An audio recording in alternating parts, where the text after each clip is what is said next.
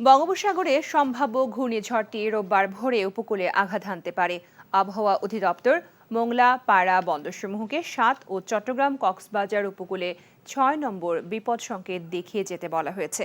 শেষ রাতের মধ্যেই মহাবিপদ সংকেত দেখাতে হতে পারে বলে জানিয়েছেন দুর্যোগ ব্যবস্থাপনা প্রতিমন্ত্রী মহিবুর রহমান।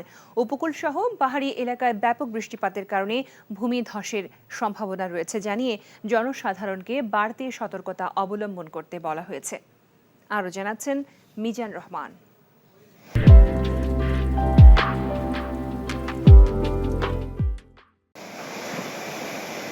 বঙ্গোপসাগরে সৃষ্ট নিম্নচাপটি শক্তি সঞ্চার করে ঘূর্ণিঝড় রেমালে পরিণত হয়ে ঘন্টায় ১৫ কিলোমিটারের বেশি বেগে দেশের উপকূলের দিকে এগিয়ে আসছে বলে জানিয়েছে আবহাওয়া অফিস।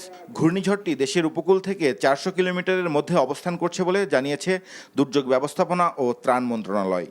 ঘূর্ণিঝড় পরিস্থিতি নিয়ে শনিবার রাতে সচিবালয়ে জরুরি সভা শেষে ব্রিফিংয়ে দুর্যোগ ও ত্রাণ প্রতিমন্ত্রী জানান, ঘূর্ণিঝড়ের সাথে ভারী বৃষ্টিপাতে ভূমিধস হতে পারে পাহাড়ি এলাকায়। তবে দুর্যোগ মোকাবেলায় ৪,০০০ আশ্রয়কেন্দ্র প্রস্তুত রাখাসহ সব ধরনের ব্যবস্থা নেওয়া হয়েছে।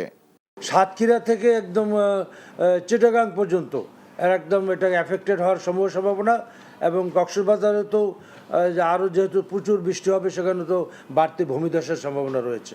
চিটাগাং কক্সবাজার ৬ নম্বর বিপদ সংকেত, আর মোংলা পায়রাপোর্টে ৭ নম্বর। প্রায় ২৪ ঘন্টায় ৩০০ মিলিমিটার বৃষ্টি হওয়ার সম্ভাবনা রয়েছে। আবহাওয়া অফিস জানিয়েছে, ঘূর্ণিঝড়টি রোববার ভোর নাগাদ আঘাত হানতে পারে উপকূলীয় অঞ্চলে, যার ফলে তৈরি হতে পারে ৭ থেকে ১০ ফুট উচ্চতার জলোচ্ছ্বাস। ঝড়ের গতিপথ কিছুটা পরিবর্তিত হয়ে ভারতের পশ্চিমবঙ্গ উপকূল থেকে সরে বাংলাদেশ উপকূলের দিকে ধাবিত হচ্ছে বলেও জানিয়েছে আবহাওয়া অধিদপ্তর।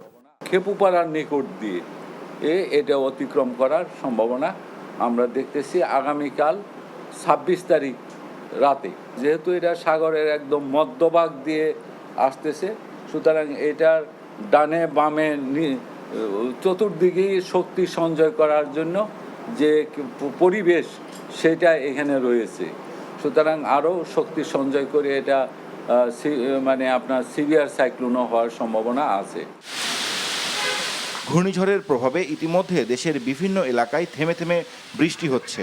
উপকূলীয় অঞ্চলে মাইকিং ও লিফলেট বিতরণ করে সতর্ক বার্তা প্রচার করছে প্রশাসন।